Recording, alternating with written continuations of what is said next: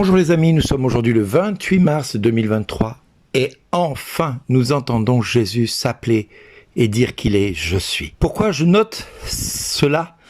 Parce que dans le peuple d'Israël, vous n'entendrez jamais un juif dire « je suis » comme ceci ou comme cela.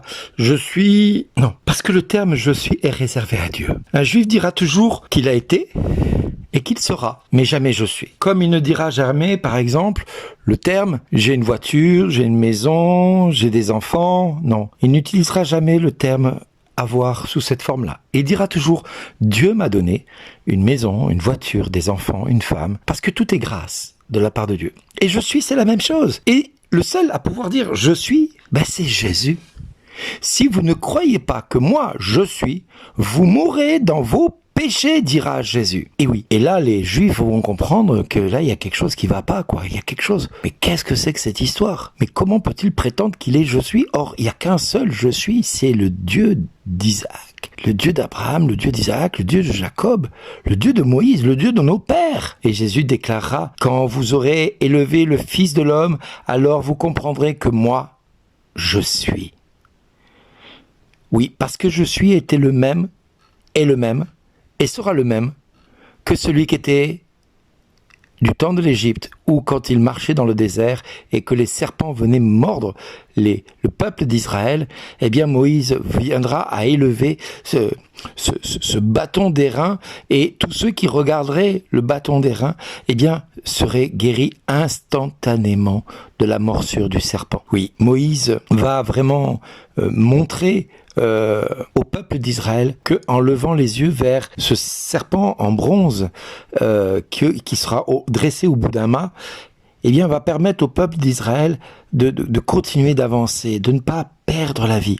Eh bien, Jésus va reprendre cette image à son profit en parlant de lui, parce que quiconque lèvera les yeux vers le Christ élevé en croix aura la vie éternelle. Quiconque confessera que Jésus est « je suis » aura la vie éternelle.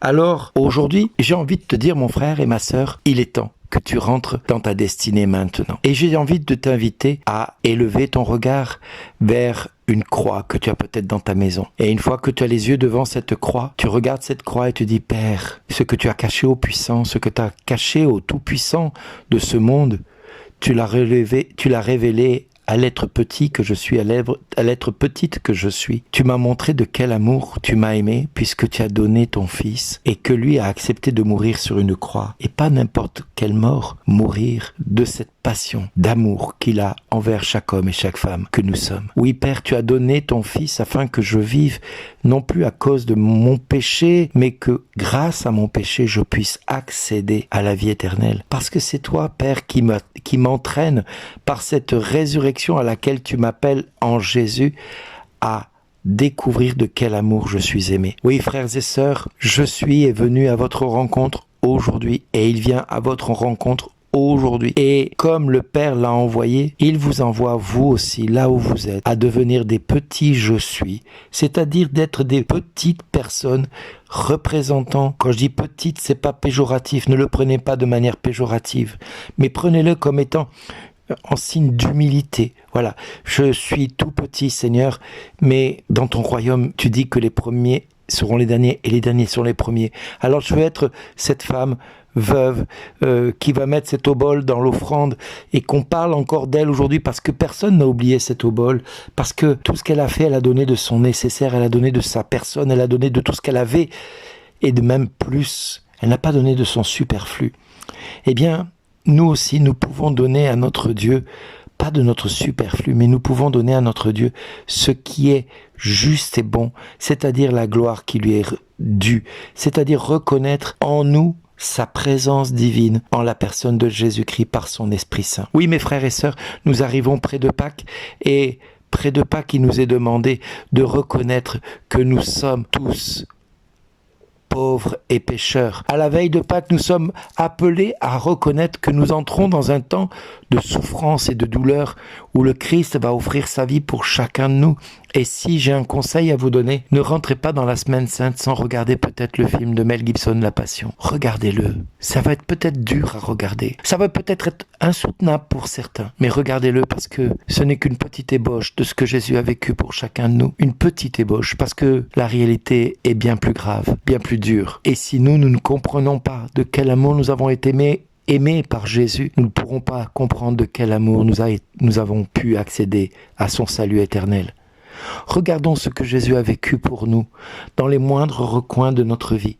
Regardons la souffrance qu'il a endurée pour chacun de nous, parce que ce sont dans ces blessures que se trouve notre guérison. C'est dans ces meurtrissures que nous obtenons notre délivrance. Oui, frères et sœurs, découvrons dans cette passion qui nous est proposée dans les jours qui viennent, la grâce de confesser le nom de Dieu et d'adhérer au Christ. Soyons tous et toutes conscients de l'amour qu'il nous a donné en mourant sur cette croix, pour pouvoir avoir conscience de la vie du ressuscité qui veut venir en nous, changer nos vies. Ces vies qui sont appelées à mourir et à disparaître, ces vies qui sont appelées à être condamnées par le péché, elles sont appelées désormais par la résurrection à laquelle nous allons tous accéder dans quelques jours pour accéder à la vie d'éternité. Alors frères et sœurs, plus que jamais, ose dire à Dieu, Seigneur, montre-moi ce que tu as vécu pour moi dans mon péché, où tu m'as rejoint, pour que je puisse contempler ta gloire quand elle va être manifestée. Et puis, quel que soit ton péché, comme je l'ai dit ces jours précédents, quel que soit ton péché, repens-toi, va reconnaître tes faiblesses pour que Jésus ne soit pas mort pour rien. En reconnaissant ton péché, tu reconnais la grâce que Jésus a faite pour toi en mourant sur la croix. Il a accepté de souffrir pour que tu sois délivré de ton péché, de tes faiblesses, de tes maladies, de tes chaînes, afin que tu vives pleinement de son amour. Merci mes frères, merci mes sœurs, et merci d'exister pour ce que vous êtes.